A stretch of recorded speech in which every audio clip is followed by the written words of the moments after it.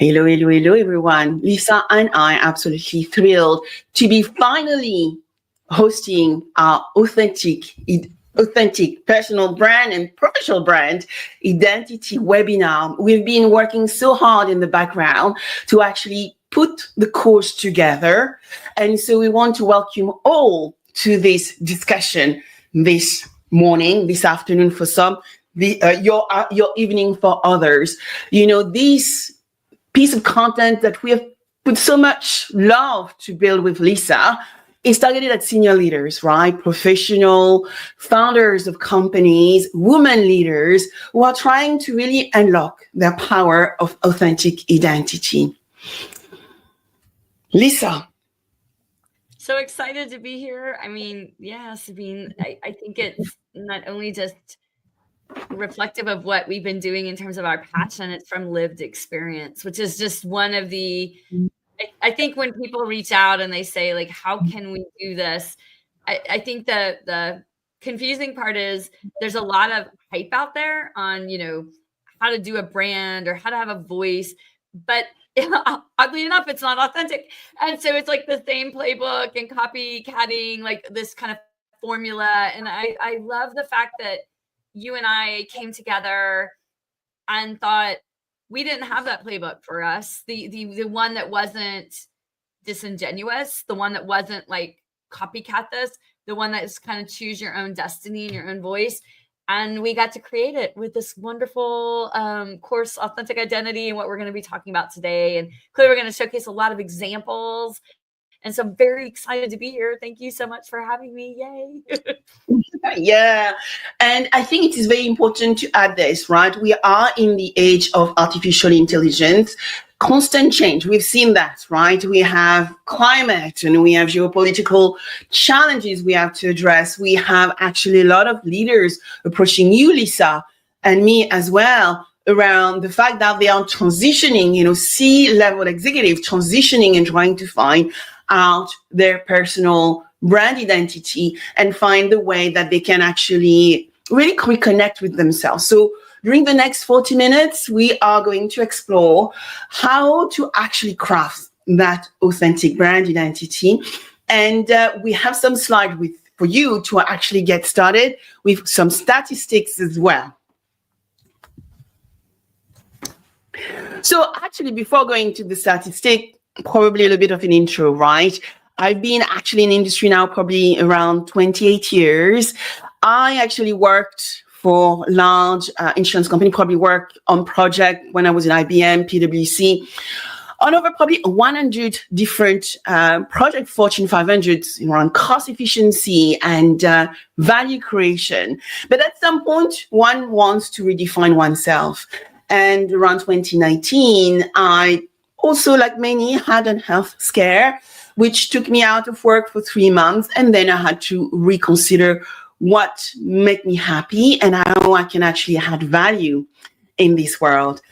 I think I came from math, and Lisa would say, I come from math, finance. I used to do value creation and big spreadsheets, but I rediscovered my creative side, right? And I love combining now creativity, being able to storytell, and actually really link with what it creates very powerful brand out there.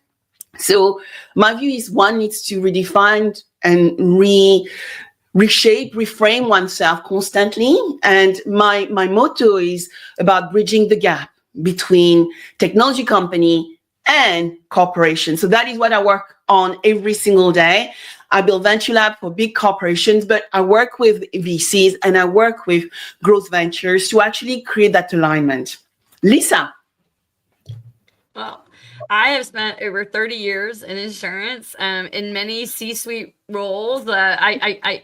You'll see this today. I am a constant learner. So across the value chain, CFO, COO, CSO, digital strategy, from public accounting to corporate to startups, I would say that I have an insatiable desire to learn, which is very interesting, especially when I was being branded and kind of confined in some of those roles. For me, Sabine, the journey was climbing to the top. And I think we all get on this treadmill of progression and promotability and all these things that we do. And by the way, it's very natural, right? Like I even catch myself when I'm coaching my kids through the journeys that they're going in stages in their life. Like, wait, am I doing the same thing to them that I did, the same treadmill that I got put on? So we all have to think about that. And I got to the top and I finally experienced that adage that the higher you climb, the faster you fall. And, in a blink of an eye, losing it all and figuring out like, how do you actually rebound from this? And it always came back to me that my intangible asset is myself. And people always say that. You always think I am something nobody can take away, but you really, really get lost in the journey, and you get lost in the corporate, not that there's anything wrong with corporate titles and corporate roles, but you become those in a way that you are not aware of until it evaporates from you. And many C-suites have told me, how did you do it? And I would say, clearly I started globetrotting the world, figuring out how to create momentum, rebuilding myself in a way that, in essence, I choose what I give my intangible asset to, Sabine. You and I talk about this a lot, right? As opposed to becoming what I do. Like, right, I choose to bring Lisa Wardlaw to whatever I'm passionate about, to whatever I do, which is a different reframing, like you just discussed as well. Like, how do you reframe? My overall focus is I dwell, to quote Emily Dickinson, in the art of the possible. How do we break the status quo in mentality, in normalization of things that we should not normalize, that we're kind of unaware of? And how do we solve major impactful problems at scale? So yeah, very excited. Yes. And it's exciting because at the same time, I think we are going through, different paths, and we have to always reconnect with oneself. One thing I want to highlight, right, because a lot of the people we talk to actually work in corporation, in big Fortune 500 corporation within our industry. And there are a lot of big brands which have actually started to understand the power of their ambassadors, right, of the mini brands they have internally, and gradually actually are embracing to help those align their personal brand identity with the corporate brand identity. Because if it's aligned, well, the customer sees it. And if they see it, it's better for everyone in the company. One quote that comes to mind is, in the age of change, right, in the age of AI, your personal brand might be the only real differentiator left. And it is what Lisa just said right now, right? When we look at all the stuff happening around us, if we look at the fact that some jobs are going to be replaced, right? Building the right identity, your identity actually will never be replaced. You yourself is always going to be there, right, Lisa? Yeah, I think that's so interesting, Sabine. And I think that people often think their brand might be, I'll call it style, right? It might be my style or my accent aigu. Right? They think it's that emphasis, right? But to me, the way you stand out is actually that you have something that you are deeply passionate about that transcends any specific discrete moment. So for me, it's, like in AI, everyone's like writing that hype cycle, right? For me, it's like, well, like I have a very specific belief that, Sabine, for example, our foundations aren't strong enough to carry the AI. And I'm using that just as an example because I don't participate as Lisa Wardlaw in those ups and downs of, this widget or what this thing does. I really participate in this, like, I call it the hairline fracture. Like, what are the things that I see that I don't think people are seeing? And this is just an example to me. This is just like a me thing. You see it, of course, with venturing, I assume, right? Like, there's things that you give your credentials and your capacity and your stamp of approval to, that brands, whether you work for a corporate or you're supporting them, they need your psychological connection, I call it your intangible asset, to their truth. if there's Absolutely. misalignment there, right? Right. And you think about through venturing as well as being a corporate employee, right? 100%. 100%. And what you said resonate because, when I look at all the corporations that are trying to work more effectively with ventures, it's about reconciling the internal operating model. At the end of the day, it's about culture, leadership, more so and transformation, right? It's about the transformation of the business rather than just the processes and the bolts we are creating to actually make this more seamless internally. One thing I think I want to dive to right now, dark side, which we actually going into, is that the landscape is changing fast. There is no doubt. And so if we want to paint a picture, and we actually, with Lisa, we went to find some statistics which are out there. Well, you find that digital transformation and artificial intelligence are reshaping the world at an unprecedented pace. And that is some statistic from McKinsey. By 2030, as much as 30% of all work hours could be automated. And between 400 million to 800 million people worldwide may need to find new jobs due to automation. That is massive, right? It's massive disruption. It makes people uncomfortable. Meanwhile, our way of working have shifted. Study shows that we are all remote workers, and that is actually a study from Microsoft. And so as a result, we're more siloed, and we spend less time connecting with others or collaborating in groups. So it's where we need to think about things slightly differently, right, Lisa? I think these stats are so impactful. And I guess I would like to advocate, Sabine, that I think people take them the wrong way. And so, of course, this is what we're going into with authentic identity. I think people see this and they clearly job disruption, yes, but I think they think elimination or reduction or things like that. And I think that what people are missing is the other side of the slide, which is in that statistic, new jobs. We don't emphasize new jobs enough. The level of authenticity and clarity that's going to be needed to actually co-create and dynamically design those new jobs and dynamically design your role in that it's not as though people are really coming up with an inventory of job descriptions. We create it like risk management's a great example, Sabine. Risk management is no longer going to be this checking and auditing and back-end validation. It's going to be, how do you participate in understanding AI almost at the architectural, not technology, business architectural lens. So with AI, generative AI in particular, we're going to have the opportunity and need to redesign the entire way we process. Like, Sabine, I can use another example. UIs, user interfaces, apps, by definition, will no longer have the relevance they have today. So if you kind of connect it to that statistic, right? I'm not saying, by the way, UI designers won't still be relevant, please, to all of our UI designers. But the point is, we need to think about experience in a totally new way if we have agentic AI doing jobs and roles. And so I think people stop at the agentic AI is going to do this. But what they forget is there's a layer of experience that's not yet in existence. When we remove the UI and we add the agents, who's going to create that new space? And this is what I love about, all the leadership you do.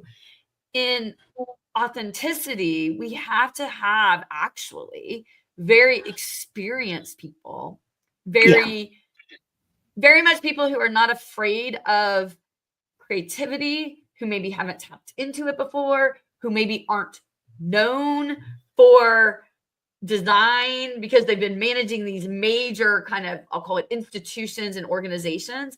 And so how does that shine through? And I think it shines through in your voice, in your narrative, in your point of views you create. So back to you on this.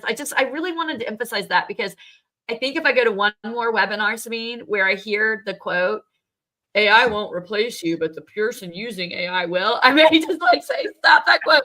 That quote needs to be stricken. This is me in the status quo, Sabine, coming up large and strong.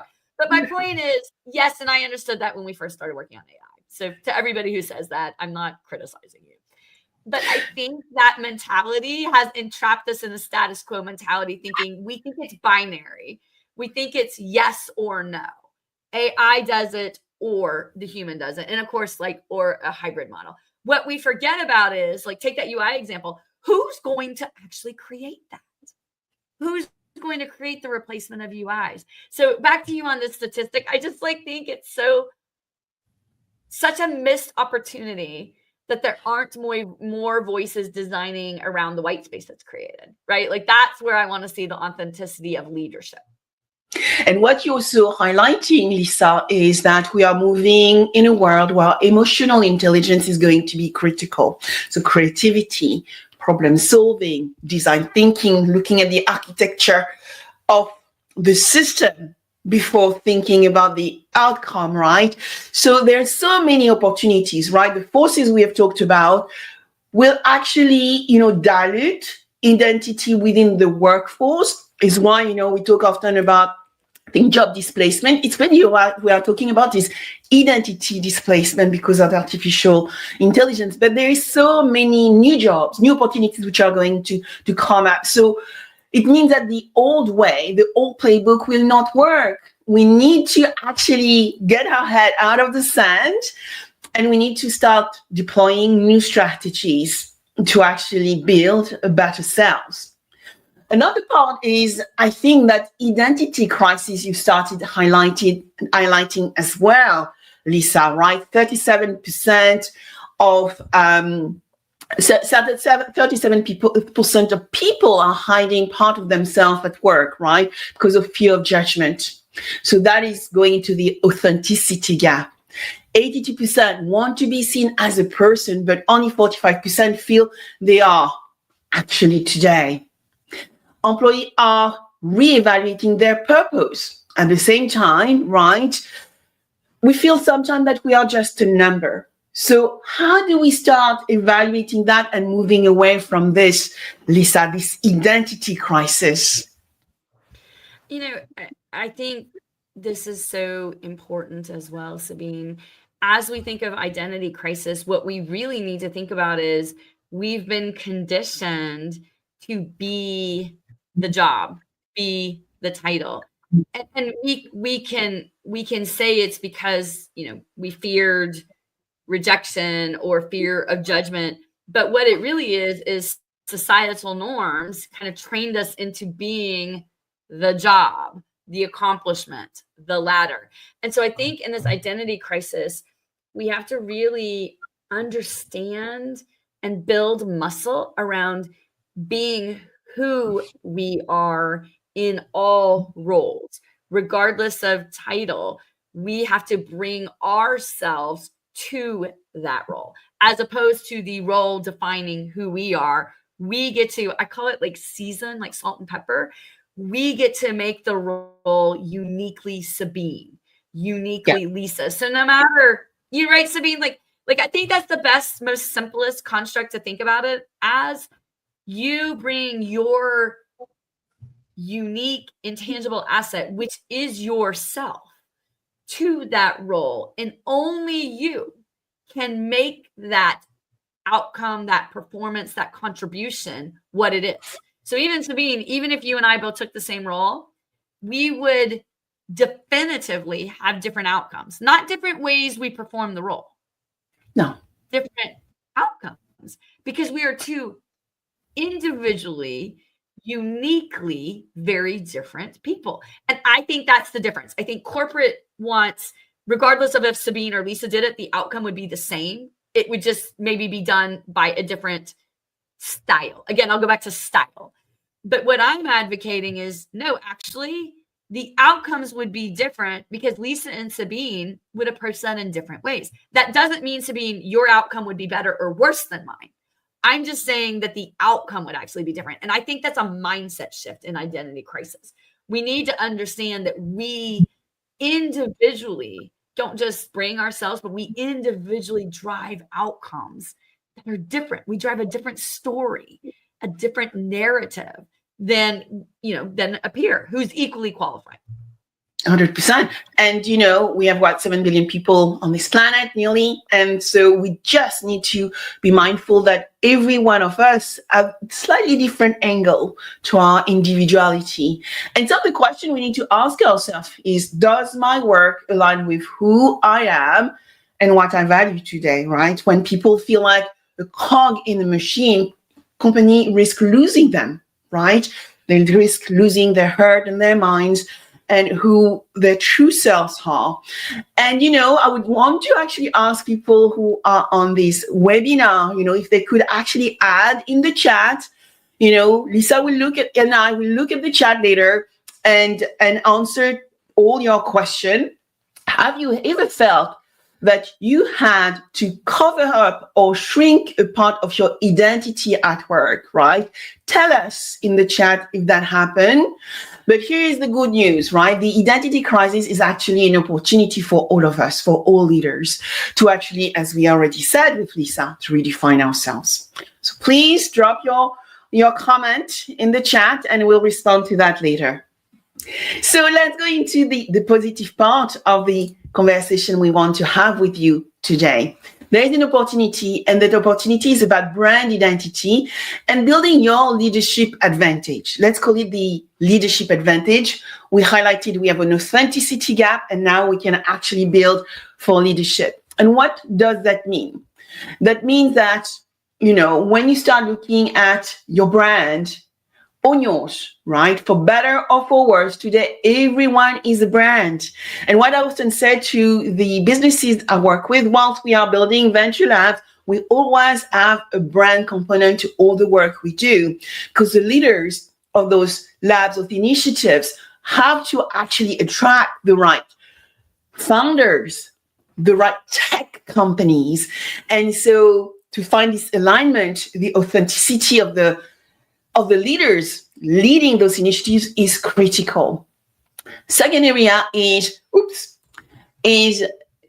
you have to look at how you differentiate within this current period we are in, which is the world of artificial intelligence.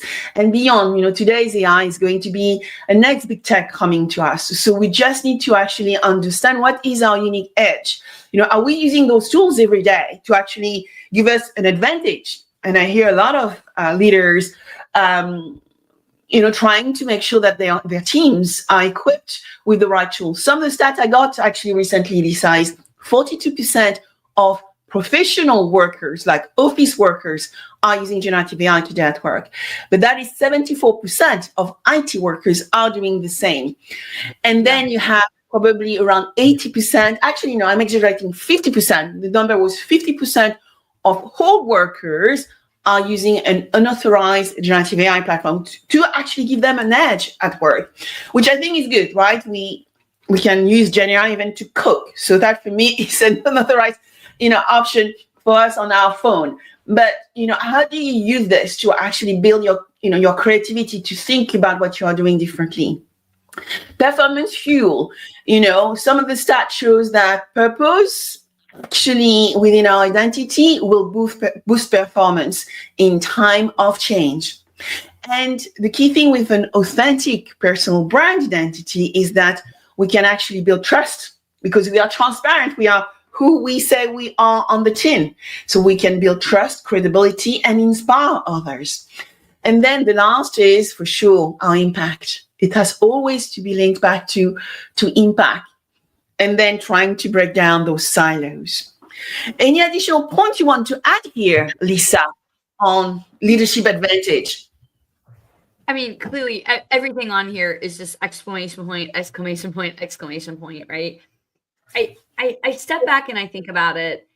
And I think, if you kind of connect the last slide and the statistics to this, and I've been thinking for so many years, why do so many people conform to not bringing their full selves to work or to a meeting? Why do they not interject when they know the wheels are falling off the car it's not just based in fear, Sabine. It's also like a missing, I think people not only perform their jobs, and especially at like C-suite levels, we, in particular, as a class of leaders, we really do face, like extreme and quick fear of erasure. And I don't mean like role elimination. I mean, if somebody doesn't like or doesn't support, I mean, you can call it political, you can call it, all the things that we have to navigate. What I do, like Gary Hober and I, we're actually just talking at how many people had your name in any corporate environment as a C-suite? How many people have your name on a, on an air quote, like kill list? You know what I mean? Like how many people have your name up there? And so, and he used to joke and say, like, if he didn't have a lot, he wasn't doing his job. And I would say the same, but a lot of people don't have that. I would say not what's the word I want to say? Like that inherent, like, oh, well, I'm going to do it anyway. Right. Like most people are like, wait, I need to balance this. And it's kind of conditioned in this. But the thing I want to really lean in here, Sabine, is this personal conviction to bring your whole self to work, to bring your authenticity to work. Because man, this isn't saying like, I am who I am, my morals, my principles. This is like saying, don't leave that meeting saying, oh, I should have said this, but I didn't want to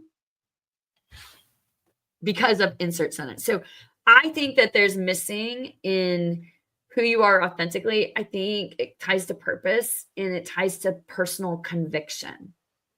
I'm not ever going to bring my whole self, like my wiring, myself, unless I know, and I'm going to quote my favorite lyricist, which is Taylor Swift, unless I know I can build a legacy that they can't undo. That's me, right? And so, Sabine, I think one thing that we forget in brand identity that's like, it's overlapping everything on the sheet is that when you're asking someone to bring themselves at an authentic level, you then are building something that no matter what, no one else can undo. That goes back to me saying like your outcome would be different. And I just think that in order to unlock us bringing our whole selves, we need to step out of the, I'm doing my job, I'm performing, I'm doing what's asked of me. And yes, I'm doing it to the best of my ability. I'm being strategic, I'm being dedicated, I'm being devoted. But I think you need to get into am I doing something so holistically me that no matter what, nobody A could undo it and B could not have done it as I did it. That goes into a level of personal conviction, Sabine, that is not usually I'm doing a job, even an executive role. Would you agree with that? I would agree, definitely. And as you are speaking as well, I think what you're also saying is if you don't define your brand, others are going to define it for you. So we need to be super careful because in an era where we can use artificial intelligence, which can handle at the same time hundreds of tasks, right? Those virtual agents. Who are we becoming? And so therefore, how differentiating? And so I believe that the differentiator comes into our human qualities, our vision, our values, our voice. Those cannot be automated at all, right? So purpose and identity become the fuel of our performance. And we always need to actually remember that and refine it and cherish it all the time. One part that Lisa and I love going into is for sure, who do we admire slide. And so, we all have those amazing leaders we admire. And we have one example only here around Sarah Blakely, right? Founders and owner of Spanx. She sold Spanx, we know, but she, helped women today in a big way. A brand is about authenticity, equal brand loyalty. And she's always present for others. She's reframing and redefining failure. Often if one follows her on Instagram, she also has been, in the background, funding women initiatives and empowering others to actually really take, their power. and be who they truly believe they are. Building relatable brand and sharing failure and wins as well, and being loved by many and still being quirky at the same time. What other leaders do you think are interesting one to tap into, Lisa? Because I know you also have your views on many others. I mean, there's so many, right? I personally, just on the Sara Blakely, just to kind of connect to that real fast, Sabine. She actually lives in Atlanta, so I get a unique lens on her and her son, whatever. I've seen her at the basketball gym, like in a baseball cap. But, I just want to connect just for a minute on what you said. It wasn't just what she did. It was her authenticity of being raised with a failure is not anything other than growth mindset. Like every night at dinner, her dad would say, "What did you fail at today?" He didn't say, "What did you say at?" And so I think if you think authenticity, right? Sara was the youngest self-made billionaire so far, and she brought an authenticity of, I'm not growing unless I'm failing. And we talk about that in the era of AI, and clearly there's a whole bunch of things people are nervous about, but you have to bring a failure mindset. And so I really wanted to say that not only did Sara bring that mindset, which we're all trying to achieve, she had it so ingrained in her DNA, in her authenticity, that everything Spanx did embraced that. Not as just a culture, but as who Sara is. And of course, she's launched another company now, like all the things. So I wanted to just emphasize that, Sabine, hard to pick just one, right?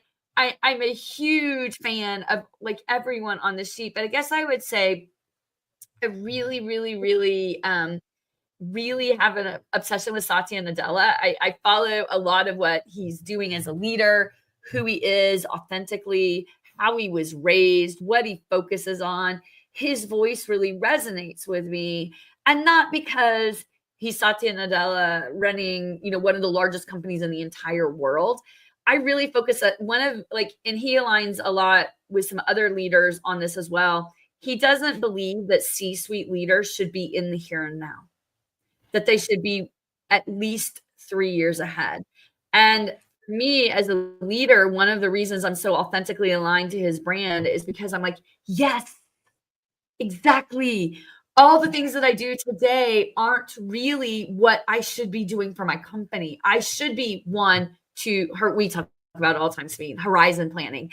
And the fact that he not only brings authenticity to that, but that he brings relatability to what you're going through as a C-suite, that inertia of getting pulled into the undertow, yet that perspective of your only contribution is to be thinking 1 to 3 years out, right? Like you have people that can take the day-to-day decisions.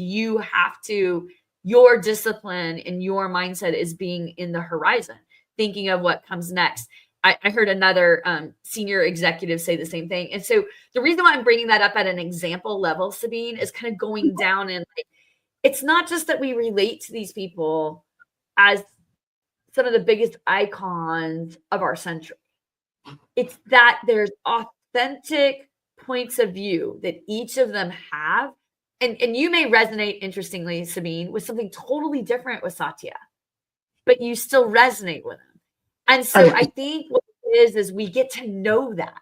And I would love to see like we may resonate differently with people and we may not resonate with them. We may dislike them for certain reasons. But the point is we know them beyond their brand. So that's what I would ask people on the webinar. Are you resonating with the brand or the person? 100%. And, some of the keywords I want to highlight from what you just said, right? Many of them have become super resilient. They actually show up every time in the same way. One of some of the quotes I found is, for example, Bosama St. John says that for her, a brand is bold, fashion, bigger than life and personality. When we look at Indra Nui, right, former CEO of PepsiCo, she used a very similar sentence as mine. I'm being unapologetic for who I am. And that's the way she built and distinguished herself within PepsiCo. And, she was loved by every employee because of her authenticity. When you think about others, you mentioned Satya Nadella. I mean, one of the keywords that come to mind when I think about him is empathy. It feels like he's a very empathetic leader in his style. And, thanks to him, today Microsoft market value soared past $2 trillion and regain its industry leadership. So we need to actually remember, when you trust an individual, that helps you also be more kinder with the brand they are working with, but they are who they are first before, being the brand. Which takes us to the tools for building your brand. So there's a lot of tools out there. And so I will actually let Lisa start, because Lisa is the one who re-engineered our work with the Plum team and actually enabled us to use this tool to help every leader to start with a blank piece of paper to really understand who they are, what drives them, right, Lisa? Yes. I mean, and first of all, just shout out, Plum is female founded. And so super, super excited. Caitlin McGregor and I started working together a while back. So I always want to give a personal shout out to people that not only that we advocate for, Sabine, but that are supporting. Caitlin saw something in the market, which was we were all being kind of codified based on our resume, based on our titles, based on our experience, and not based on who we were and what our aptitude can be. And so I just wanted to give like an underpinning of why Plum is so important to authentic identity, which is it really gets to the, from an industrial psychology perspective, no AI. I want to emphasize that, no AI. From an industrial psychology perspective, it really gets to what innately energizes you and what innately depletes you. That does not mean, just like any athlete, let's take tennis as an example to me, because I always love to talk about this with tennis. I used to play tennis in high school. My dad played tennis. That does not mean you haven't learned how to volley or how to stay in the game, and that you haven't built muscle memory around your backhand, even if you're innately not a backhand person, right? Like that does not mean that you haven't built those skills. But what it really is what energizes you. So I used to always tell my executive coaches growing up, not a volleyer. Don't drag me into the volley and make me ping pong back and forth. Like this was a corporate conceptual example. I would say I'm an ace tennis server. I want to get the spin right. Coach me on the spin. I want to get out of the game and not be drawn into the volley unless necessary. Now, clearly I need to know how to volley because I'm going to get drawn into it. And the thing I loved about Plum, so I'm going to connect this, I promise, Sabine. The thing I love about it is it will tell you, you are innately an ace. You play your game on the serve. And so what it does is it stops that. Even you and I, Sabine, when we first took it, you have been conditioned to self-categorize your strengths and your weaknesses into these corporate isms. When you take Plum, I promise you, because we've all gone through this, you're gonna be like, what? That drains me. And we all translate that as executives into, I'm not good at that. But of course I've developed the muscle memory to learn how to volley. Every executive has to know how to get on the court and volley. And we all have this reaction to it. But when you read it and you start to see the adjectives and the words it uses to describe you and your depleters, what drains you, not what you're good at, what drains you.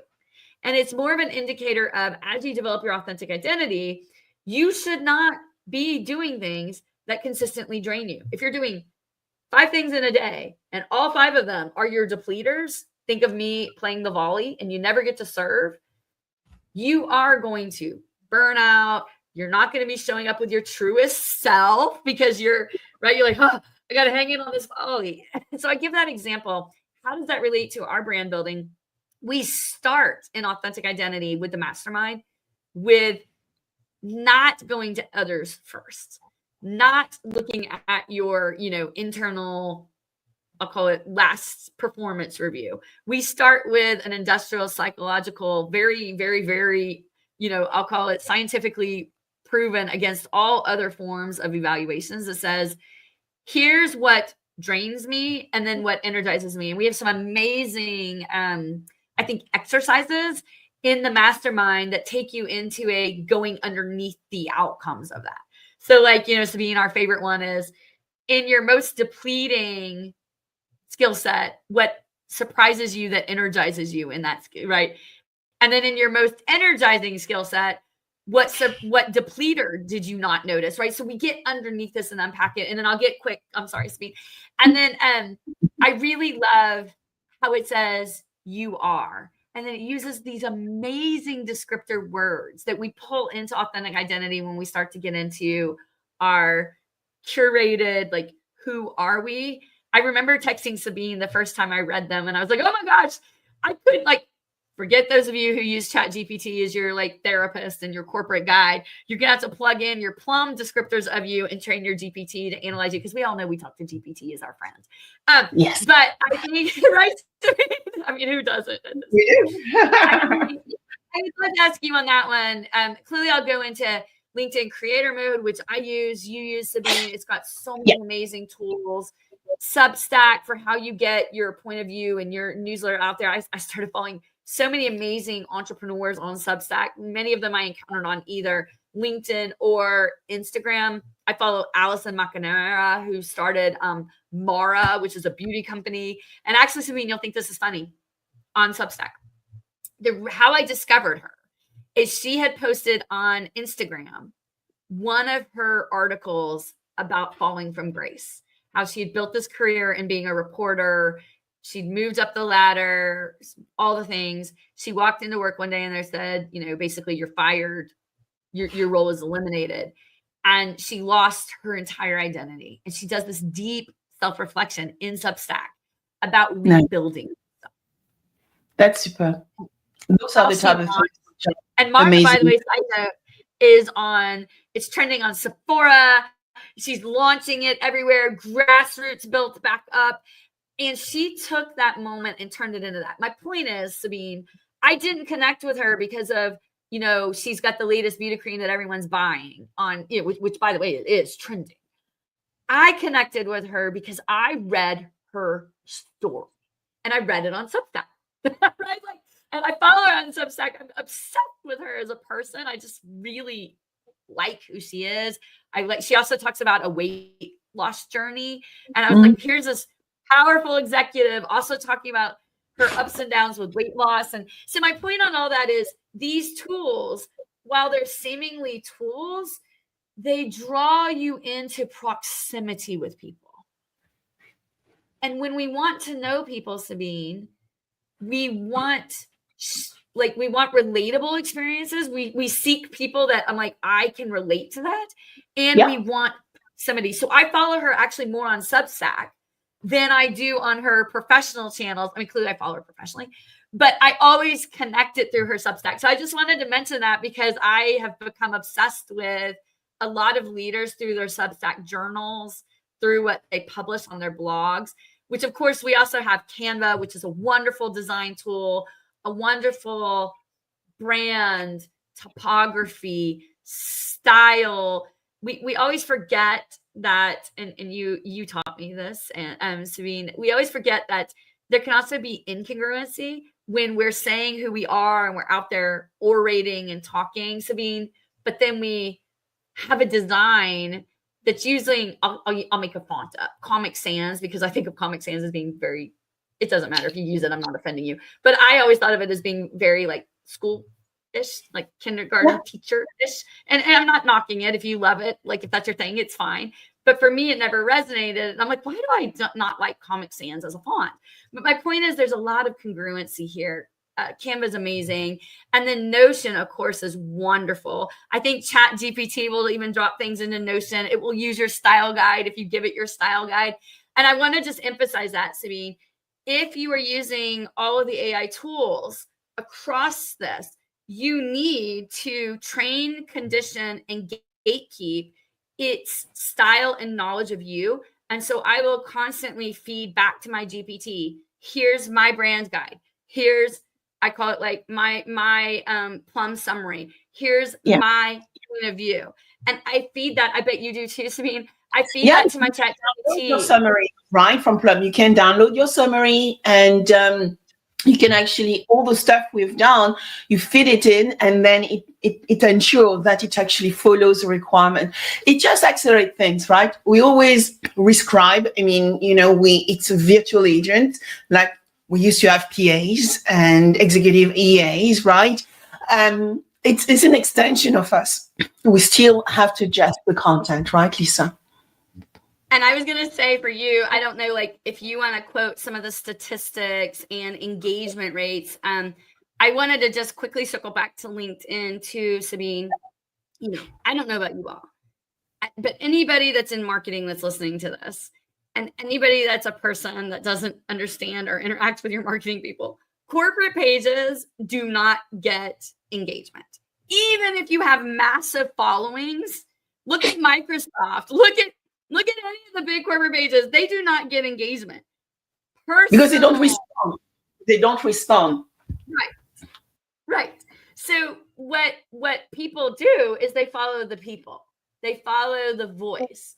They follow the narrative. And why do things to being like selfies get more traction on LinkedIn than maybe I'll call it a corporate advertiser, like, hey, Sabine, post this on your LinkedIn. It was dogs, actually, Lisa. I thought it was video of dogs, but tell us why.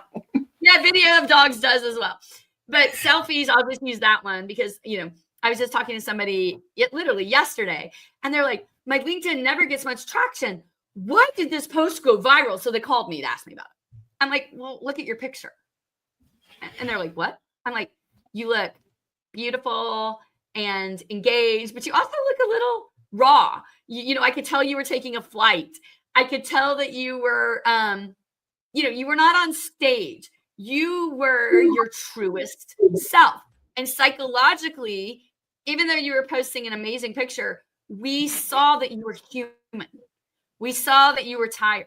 We saw that you were traveling, and people were cheering you on. Sabine says selfies resonate because they are not scripted. Yeah. They are not prescribed. Sabine, you and I have one where we're both like doing a silly face. And, it's like back at an InsurTech Insights conference like 2 or 3 years ago. And we were like, I can't even believe we took this picture. Right? And we posted it, and it had like a viral reaction as well. Because people love a lens into something of you that is authentic, that's true. And again, proximity. There's nothing more close to someone than seeing their unfiltered self. Absolutely. And that's what selfies in my mind do. And that's why I think psychologically they trend well on LinkedIn.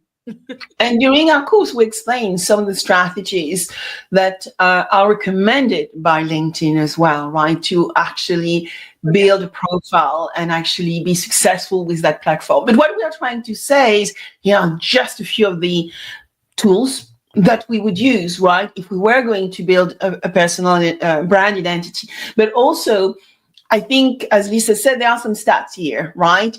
And, some individual brands, some writers, generate over $40 million a year just on Substract. LinkedIn, if you have a proper LinkedIn profile, a great picture, also a background. Often people don't put a background on LinkedIn, right? With a quote for yourself. You can actually activate your followers, right? And your engagement. I wanted to just say one thing on background. This is just me like giving you a little free advice here.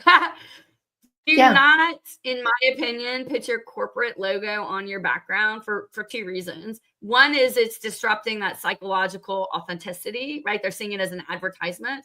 And again, startup founders, like maybe you can ignore me because your identity is creating your startup. But for corporates, and then the other is, and I hate to say this, when you leave, a lot of people forget to change their backgrounds. And so they're going on a new role, and they've got this little other background in there. So I just say own your background. And Sabine, I'm just saying that as a I just saw this week, so it's top of mind to me.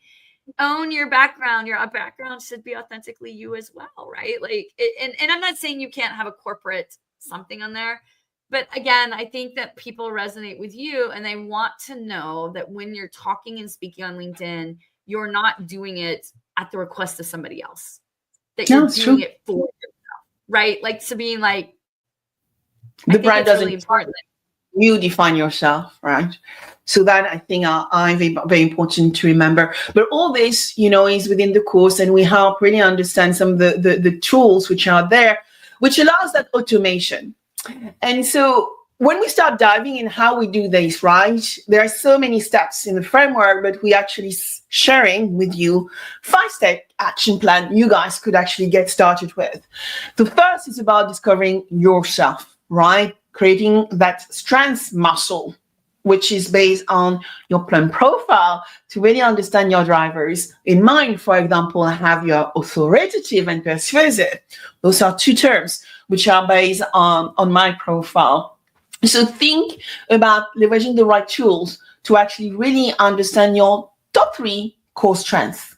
Then it's about defining and crafting your narrative. And actually, that is what the course does. It takes you on a journey to start building those building blocks so that you have the right conclusion. And then you have that plan you can actually probably even feed on ChatGPT, but help you really refine who you truly are. What is your North Star? What is your purpose on this planet? Then, the tools we just shared with you, it's about building the right capabilities, the resources to help you accelerate how you go and get it done, right? So we go into the design stage. Maybe you may want to set up your own website. A lot of our friends, executives, also they have their own website page where they actually either write like Substrat, but also talk about who they are beyond the corporate lens of themselves. And then it's about activation. I say activation and amplification in my world, because I do believe that anything we do need to be amplified, with that external lens. And if we actually do that on a regular basis, it's a little bit like having a bit of case study going on. It allows you to actually help connect with your audience and for your audience to find you. It's a little bit like manifesting. It's like, having that vision board activated on a daily basis. And then it's about growing the network. Anything you want to add to that 5-step action plan, Lisa? I was just going to ask you, I think a lot of times people think they can take one of those 5 steps or they can do them out of order. I was just going to ask you what your thoughts are on that. Well, for me, I could not have started it because, you evolve all the time. But I think taking that plum profile really got me to now. And, you take it and you unpack it, you revise it. And actually, after 1 year, I took again my plan profile just to see whether things would change. Actually didn't change. Just my priority, my core competencies just shifted because I had to focus, let's say, on a different type of core competency at that point in time. So what I've seen is the core competency shifted. However, what drove me and what drained me stayed the same. And as a result, then I could actually go into refining my crafting, looking at projects like this we are doing together, really looking at, what would be relevant design between your design and my design, which comes together to actually build this. So you have to think about a lot of ingredients, but you have to start with the discovery, I think. I love that. And no, I wouldn't add anything other than just, it takes work, but we're here to, we're here to help you. Again, we've created what didn't exist for us that we had to kind of, MacGyver our way through. We've created a very intuitive, easy activation process. Absolutely. And as Lisa said, we are here to support you. So whilst we have self-serve courses, what I believe is, building the acceleration muscle. So we'll get cohorts to come together and support them on a yearly basis. So when you start looking at your LinkedIn, think about some of these, little outcomes to think about when you want to go viral. Think about your hook. The platform loves short hook, which actually connects with what people want to see on the platform. Also think about the hashtag. People think hashtags are random. They are not random. So the platform now today works on keywords. So the way you write naturally, but then a few hashtags, I tend to limit mine to 3 maximum. I'm saying, okay, I'm talking to insurtech people today, or I'm talking to fintech people today. Oh, today it's about authentic identity. Or it might be around venture client model, which is another topic I talk about. So think about your hashtag strategically as well. Maybe use influencer. I think building a community is very important. So Lisa and I follow each other. We actually support one another. I think in our industry, we need to do that better. I know a lot of people working for corporation feel uncomfortable engaging on content of within the platform, but it can be something as short as, really like what you talked about. This is my experience with that, and can be really short, but engagement is critical. And then time is key. For example, I sit in Europe, and so my engagement needs to be between 10 o'clock and probably 12 o'clock, which is the time slot where people go and have their coffee and jump onto LinkedIn, or after 4:30. So really understanding those times is critical for that platform. But each platform are different, right? A piece of content, for example, on LinkedIn can last for 42, 72 hours. On a platform like X, it will last for 15 to 30 minutes. So really understanding the algorithm becomes very important. And then, what do I mean by boosting engagement? Is supporting your network, right? Tapping on people who are renowned within the topic you're interested in, and then boosting engagement is actually really replying and engaging. And usually 20 per day is enough. It doesn't need to be 100. And then I've repeated the hashtag strategy because, for example, this we have put together with Lisa here as part of this webinar is all linked to authentic identity, as this is an hashtag we are going to hone. But, for the project, there will be others, like, for example, Lisa's podcast or my podcast, which is called Scouting for Growth. Anything I've missed here, Lisa? No, other than, and we talk about this in the actual course, I would just say most people are naive and unaware of how the algorithm itself works. So, for example, Sabine, if I were to tag you and 20 other people in my post itself, and you choose not to engage with me, that's going to drain and drag my performance 30% per person that doesn't engage with you. So my point is, I think people hear things like tag, but it's not just tag. It's like you have to actually know what the algorithm punishes, what the algorithm rewards, and you don't need to be a LinkedIn PhD in LinkedIn to know it, but you do need to learn. At least in our there's a lot of people I follow that actually spend their whole time analyzing the algorithm, but it's not. I guess I would just say is like you need to learn. Don't approach it as like, well, I'm just gonna go tag a whole bunch of people, and don't tag people that don't want to engage with you either. So I guess, Sabine, I just wanted to say that there is an art as well as science to this, and clearly in the masterclass you go through it in just amazing depth. Absolutely. And because we've learned, the key thing is we apply what we preach, and we learn. We test and learn all the time, and the algorithm change every year as well. So we have to test and learn and apply new strategy on a yearly basis. For sure. And so, final thoughts, right? Hopefully you will get this into the notes of this discussion and webinar. We have put together an authentic identity course. It's available. It took us some time to put it together because we put some videos, and we really wanted those to be edited properly. So it took a little bit of time, but it is out and you can actually access it here. We want to make sure you can get access to live coaching, hand-on activities that will be built by Lisa and I, exclusive tools. We have shared a few that we use on a regular basis, but there are many others. And actually, it's very dependent on the individual, what the individual wants to do with their personal identity and authority and how they want to build that. We have great results, right? We have 100 people, probably 80% women, who have actually attended our authentic identity masterminds in 2024 and toward the end of 2023. So we actually tested this with a lot of our network to actually refine and make sure we actually coached these practices at the right level.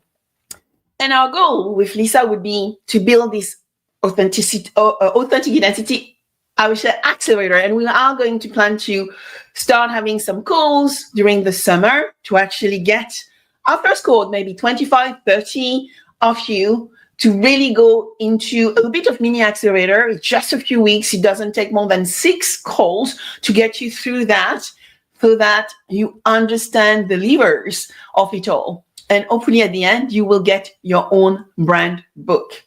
Our goal is to inspire our community, to inspire others, to actually ignite the fact that we may have a lot of technology, we are in a changing and uncertain world, but actually you create certainty by really working on that identity. Anything else I missed, Lisa?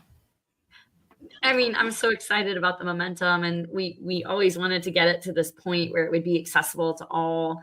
And so I think that would be really the thing I would say is, like, honestly, there's a lot of hype around things like this. And I would say, just like why you resonate with people, do it from people who have done it before.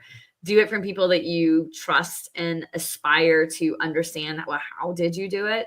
And then do it with tools and things that are actually going to accelerate you, because no executive gets more fatigued than starting this, long journey in, I call, like, no enablement or tool oriented way. Most executives are quick, they're fast, they want results, and so I always think about it like that, Sabine.